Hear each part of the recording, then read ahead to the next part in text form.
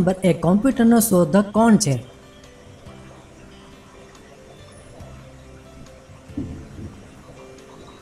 જવાબ છે ચાર્લ્સ બેબ્સ.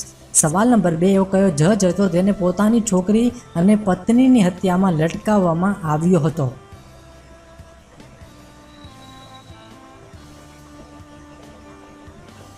જવાબ છે ભૂપેન્દ્રનાથ રાજખોવા. સવાલ નંબર 3 સ્ટીલનું સૌથી વધુ ઉત્પાદન કયા દેશમાં થાય છે?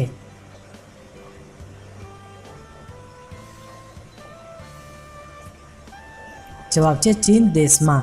સવાલ નંબર 4 સાર્કનું મુખ્ય મથક ક્યાં આવેલું છે?